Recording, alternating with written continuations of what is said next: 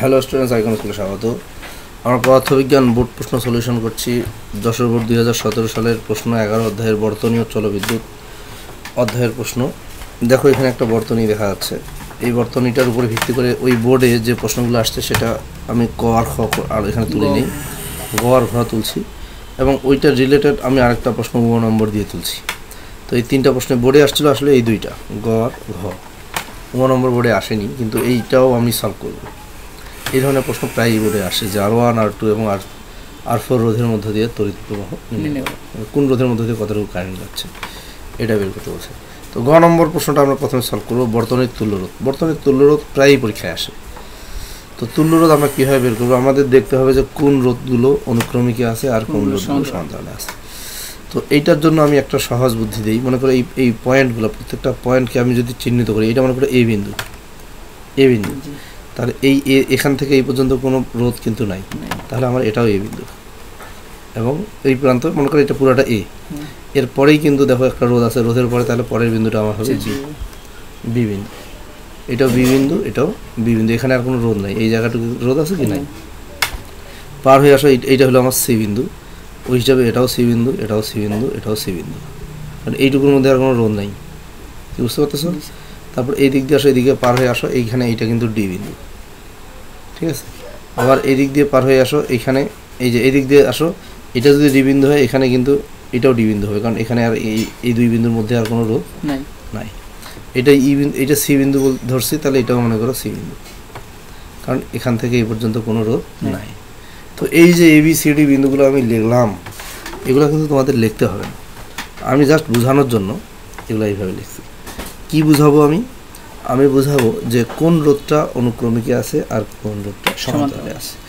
একটা রোধের দুই প্রান্ত, দেখো এই রোধটা একটা প্রান্ত এতে আছে, একটা প্রান্ত বিতে আছে। R2 রোধটা দেখো, মানে R1 রোধের এক পাশে আছে এ আর এক পাশে আছে বি, তাই না? R1 রোধ লক্ষ্য করো।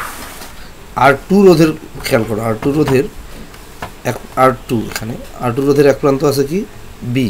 R2 রোধ এটা না, এক প্রান্ত বি আর এক প্রান্ত কি সি, এক প্রান্ত বি আর এক প্রান্ত হলো সি। R3 রোধ দেখো, R3 রোধের কিভাবে আছে, এক প্রান্ত বি আর এক প্রান্ত হলো সি, বুঝতে পারছো? তাহলে এই R2 এবং R3 এই রোধ দুইটার লক্ষ্য করো, এরা কিন্তু বি এক প্রান্ত বিতে আছে আর এক প্রান্ত সিতে আছে। তার মানে এই রোধটা আর এই রোধটা সমান্তরালে আছে। অপরপক্ষে এই দেখো আরেকটা জিনিস দেখো, R4 এবং R5 এদের দেখো এই প্রান্তগুলো সি বিন্দুতে আছে, এটাও সি বিন্দু, এটাও সি বিন্দু, এক বিন্দুতে এরা যুক্ত, মানে এটা পুরোটা একটা বিন্দু মনে করো, এই পুরোটা একটা বিন্দু। আবার অপর প্রান্ত আবার দেখো এই যে ডি বিন্দুতে আছে, পুরোটা একটা বিন্দু। তার মানে এই দুইটাও কিন্তু সমান্তরালে আছে। আর এইটা কিন্তু অনুক্রমিকে আছে, এদের সঙ্গে এটা কি আছে, অনুক্রমিকে আছে। আচ্ছা যাই হোক, তাহলে আমি প্রথমে এই দুইটা আগে নির্ণয় করবো। R2 এবং R3 যেহেতু সমান্তরালে আছে, এদের তুল্যরোধ বের করব। তা যেহেতু আমি লিখবো যে R2 এবং R3 সমান্তরালে আছে, ধরে নিচ্ছি এদের তুল্যরোধ RP1, গ নম্বর। এদের তুল্যরোধ হলো RP1। তাহলে আমি জানি 1/RP1 সমান কি, সূত্র কি, 1/R2 প্লাস 1/R3, ঠিক আছে না? তাহলে 1/R2 মান কত, 4, R3 মান কত, এটাও 4। আচ্ছা তাহলে ঠিক আছে, 4 লসাগু 1 + 1 কত হয়, 2/4। তাহলে 1/RP মান কিন্তু এটা 1/2, তাহলে RP1 সমান তাহলে কত হবে, 2 হবে, উল্টে যাবে। তার মানে ওইটা তুল্যরোধ আমরা পাইলাম, এইটুকুর তুল্যরোধ পাইলাম 2। এই যে এখান থেকে এই পর্যন্ত এই দুইটা রোধের তুল্যরোধ হলো 2। কি বুঝতে পারছো?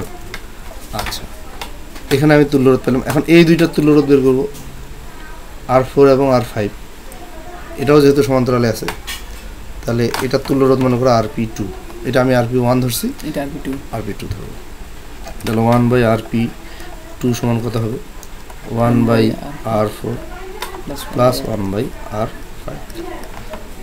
R4 এর মান কত, 2, R5 এর মান কত, 2। 2 লসাগু, তাহলে 1 + 1, 2/2। তো এখানে আমি 2 আর 2 কাটা দিচ্ছি, তাহলে 1। কি বাই হলো 1/rp2 এর মান হলো 1, তার মানে rp2 সমান 1। ঠিক আছে, তার মানে আমি কি পাইলাম দেখো, এই দুইটা রোধের তুল্য রোধ হলো 1।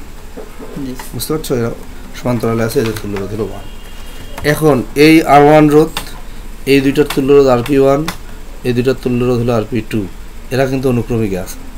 তাহলে এখানে এদের মোট তুল্য রোধটা কত হবে? মোট তুল্য রোধ ধরে নিলাম r সমান, তাহলে কি হবে r1 যোগ এটার তুল্য রোধ হলো rp1 যোগ এইটুকুর তুল্য রোধ কত 1 rp2। r1 এর মান কত 8, rp1 এর মান কত বের করছিলাম 2, আর rp2 এর মান কত বের করলাম 1। 8 আর 2 10 আর 1 11, এটা। তাহলে আমাদের বর্তনীর তুল্য রোধ 11 ওহম বের হইল, তার মানে আমাদের গ নম্বর প্রশ্ন সলভ হয়ে গেল। এইখানে একটা যে আমি লিখে রাখবো জাস্ট, এই দুইটা রোধের তুল্য রোধ আমার কত বের হয়েছে 2 ওহম, আর এই দুইটার তুল্য রোধ আমার বের হয়েছিল 1 ওহম। এটা আমি লিখে রাখতেছি, এটা আমার লাগবে ঘ নম্বরে লাগবে।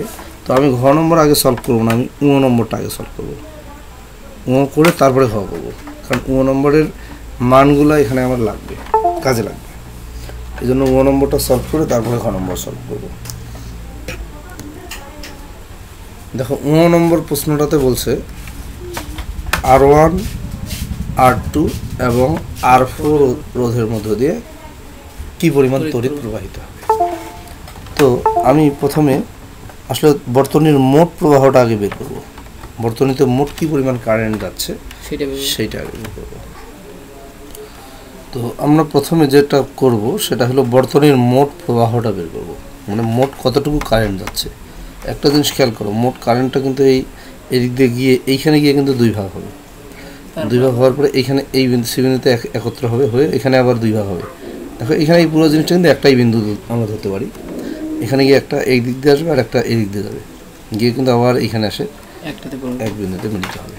তো আগে বর্তনীর মোট প্রবাহটা বের করবো। কীভাবে বের করবো দেখো, আমরা ও নম্বর করছি এখন। হ্যাঁ, তো আমরা গ নম্বর থেকে পাই বর্তনীর মোট তুল্য রোধ আর সমান কত জানি 11 ওহম, আর তড়িৎচালক শক্তি কিন্তু দেওয়া আছে ই সমান, দেখো এখানে 33 ভোল্ট, ই সমান হলো 33 ভোল্ট। তাহলে আই সমান কত, কি আমাদের সূত্র আই সমান ভি বাই আর, আই সমান হইলো আমার এই যে এটা হলো ভি, এটা হলো আর, ই বাই আর। তাহলে ইর মান কত 33, আর এর মান কত 11, 3 অ্যাম্পিয়ার। তাহলে বর্তনীর মোট কারেন্ট হলো 3 অ্যাম্পিয়ার। এদিক দিয়ে কারেন্ট যাবে কত 3 অ্যাম্পিয়ার কারেন্ট যাবে গিয়ে, তার মানে এইখানে কিন্তু এই প্রথমে যে রোধটা আছে অনুক্রমিকে আছে, এই রোধের মধ্য দিয়ে কিন্তু পুরো কারেন্টটাই যাবে। তার মানে আমি বলতে পারি যে r1 রোধের মধ্য দিয়ে যে কারেন্টটা যাবে সেটার মান হলো 3 অ্যাম্পিয়ার, মানে i1। r1 রোধের মধ্যে যে কারেন্টটা যাবে সেটা মনে করো i1, তাহলে i1 = 3 অ্যাম্পিয়ার। 3 অ্যাম্পিয়ার, কি বুঝতে পারছো? এটার জন্য আর কোনো ক্যালকুলেশন করতে হবে না।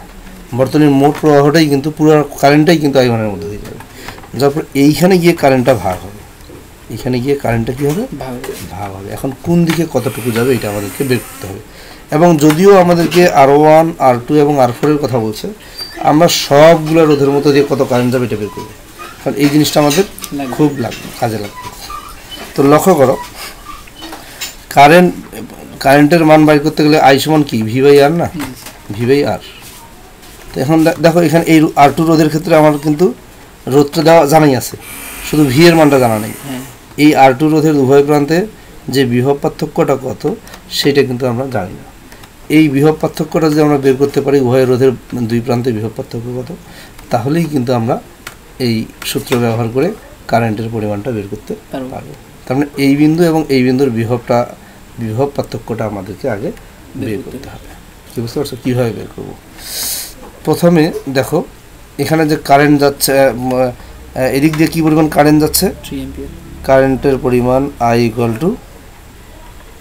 3 অ্যাম্পিয়ার। এই যে দুই বিন্দুর মানে এই রোধ এবং এই রোধ, এদের তুল্য রোধ কত ছিল জানি? এদের তুল্য রোধ 2 ছিল। হ্যাঁ, আমি এখানে উপরে লিখে রাখছি, এটা তুল্য রোধ ছিল 2। মানে R2 এবং R3 এই দুইটা রোধের তুল্য রোধ ছিল RP1, এটার মান ছিল 2। কি বুঝতে পারতেছো? এবং এখানে এই দুইটা রোধের মধ্য দিয়ে মোট কারেন্ট যাচ্ছে কত? 3 অ্যাম্পিয়ার। আবার খেয়াল করো, এই দুইটা রোধের মধ্য দিয়ে মোট কারেন্ট 3 অ্যাম্পিয়ার। কেন 3 অ্যাম্পিয়ার? কারণ এখানে বর্তনীর মোট প্রবাহ 3 অ্যাম্পিয়ার। এই 3 অ্যাম্পিয়ার কারেন্ট কি হচ্ছে, এখানে গিয়ে 2 ভাগ হচ্ছে। কিন্তু 2 ভাগ হলে কি হবে? দুইটা রোধ মিলে তো 3 অ্যাম্পিয়ারই হবে। দুইটা রোধের মধ্য দিয়ে মোট কারেন্ট হলো 3 অ্যাম্পিয়ার।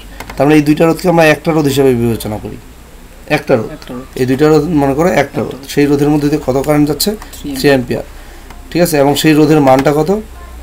2 ওহম। 2 ওহম। তাহলে এই রোধের দুই প্রান্তের বিভব পার্থক্য কত হবে? এই বিভব পার্থক্যটা বের করি। বিভব পার্থক্য ভি সমান কি? IR। আর বলতে কিন্তু এইটা। তাহলে কত হচ্ছে? আই এর মান কত? 3 অ্যাম্পিয়ার। আরপির মান কত? 6 ভোল্ট। তার মানে এই R2 এবং R3 এই দুই রোধের উভয় পাশে বিভব পার্থক্য হলো 6 ভোল্ট। কি বুঝতে পারছো?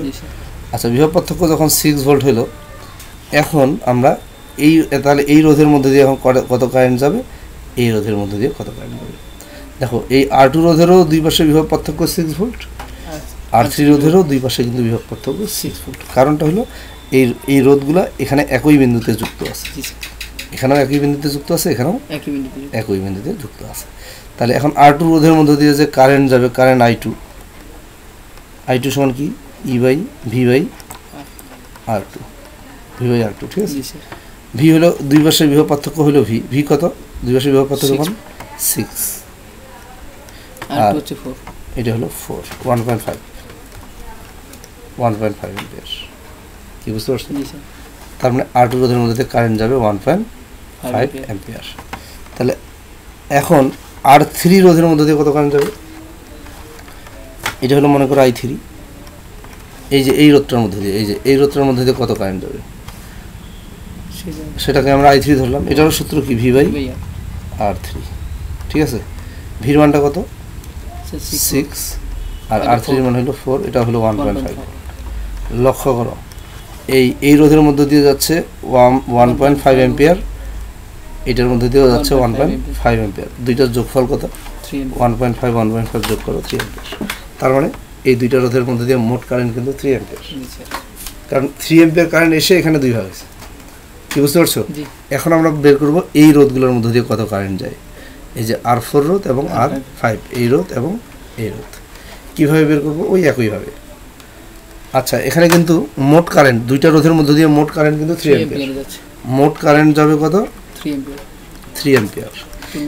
এই দুইটা তুল্য রোধ আমরা কত বের করেছিলাম? 1 ওহম। তুল্য রোধটা ছিল RP2 1 ওহম, মনে আছে? RP2 1 ohm. যদি কারেন্ট যাচ্ছে এই রোধের মধ্যে দিয়ে কারেন্ট যাইতেছে 3 অ্যাম্পিয়ার, রোধ হলো 1 ওহম, তাহলে এই দুই পাশের বিভব পার্থক্য কত? ভোল্টেজটা কত? তাহলে V সমান IR/P2। I এর মানটা কত? 3 অ্যাম্পিয়ার। এটার মান হলো 1, মানে 3 ভোল্ট। বিভব পার্থক্য হলো 3 ভোল্ট। এই বিন্দু এবং এই বিন্দুর বিভব পার্থক্য হলো 3 ভোল্ট। এখন আমরা খুব সহজেই বের করতে পারবো কী পরিমাণ কারেন্ট যাবে। এই R4 রোধের মধ্যে দিয়ে কারেন্ট কত যাবে? মনে করি এটা হলো I4। I সমান কি? V/R4। ঠিক আছে, ভি বলতে কি? বিভব পার্থক্য। বিভব পার্থক্য আমরা বের করছি কত? 3 ভোল্ট। এই রোধের দুই প্রান্তে বিভব পার্থক্য কত? 3 ভোল্ট। আর R4 এর মান কত? এই যে R4 এই রোধটার মান কত? 2, তাহলে 1.5 এত অ্যাম্পিয়ার। I5 এর মধ্যে এখন R5 যে রোধটা আছে এটার মধ্যে দিয়ে কত কারেন্ট যাবে? এই একইভাবে V/R5। ভির মান হলো 3, এটা হলো 2, 1.5 অ্যাম্পিয়ার। কি বোঝা গেছে? তার মানে এই রোধের মধ্যে দিয়েও কিন্তু 1.5 অ্যাম্পিয়ার কারেন্ট যাবে, এটারও মধ্যে দিয়ে 1.5 অ্যাম্পিয়ার যাবে, এবং আগেরগুলোও তাই। কি বুঝতে পারছো? আচ্ছা, তাহলে মানে আমাদের 1 নম্বরটা সলভ হয়ে গেল। এবং এই কৌশলটা তোমরা একটু ভালো করে চিন্তা করবো যে আসলে কীভাবে সলভ করছি। তাহলে কীভাবে করতে হবে? প্রথমত যে এই রোধগুলো আছে, এই রোধগুলোর উভয় প্রান্তে বিভব পার্থক্যটা কত সেটা বের করতে হবে, তুল্যরোধ তো বের করবো, বিভব পার্থক্যটা বের করতে হবে, ভোল্টেজটা, তারপরে কারেন্টটা বের হবে, ঠিক আছে। এবং বিভব পার্থক্য বের করার সময় আরেকটা জিনিস লাগতেছে, সেটা হলো বর্তনীর মূল প্রবাহটা কত সেটা না হলে কিন্তু উভয় প্রান্তের বিভব পার্থক্যটা বের করা সম্ভব না।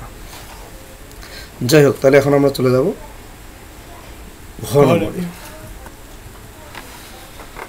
ঘ নম্বর প্রশ্নটাতে বলছে তড়িৎ ক্ষমতা নির্ণয় করতে বলছে। ঘ নম্বর প্রশ্নে আমরা তড়িৎ ক্ষমতা বের করব। R1 R2 এবং R4 এর মধ্যে কোনটির ক্ষমতা বেশি? দেখো ক্ষমতা মানে P equal I square R, এটা হলো সূত্র। তাহলে R1 রোধের যে ক্ষমতা মনে করো P1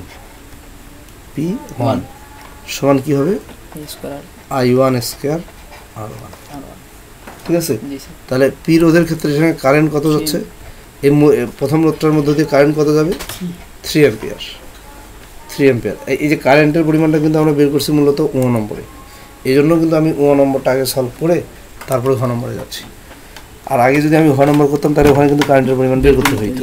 আচ্ছা, R1 এর মানটা কত, এই রোধের মান কত R1 8, এটা স্কয়ার হবে কিন্তু, হ্যাঁ। তাহলে কত হচ্ছে 3 3 9 8 72, এত ওয়াট। এই P1 রোধের ক্ষমতা হলো এত ওয়াট। এখন P1 রোধ না R1 রোধ। এখন R2 রোধের ক্ষমতা মনে করো P2 সমান কত হবে I2 স্কয়ার R2, ঠিক আছে। I এর মান কত, এখানে কারেন্ট কত যায় 1.5 স্কয়ার। এটা রোধের মান কত, R2 রোধের মান কত 4। এটা আমরা ক্যালকুলেশন করি, 1.5 স্কয়ার গুণন 4 9 ওয়াট। তারপর আরেকটা বের করতে বলছে P4 না R4 রোধের ক্ষমতা, ঠিক আছে। মনে করো এটার ক্ষমতা হলো P4, R4 রোধ তো মিল করে আমি লিখলাম P4, ঠিক আছে। তাহলে হবে এটা I4 স্কয়ার R4, ঠিক আছে।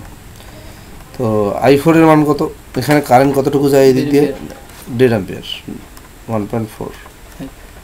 1.5 হ্যাঁ স্কয়ার। আর এটার মান কত, R4 রোধের মান কত 2, তাহলে কত হচ্ছে গুণ করলে 4.5 এত ওয়াট।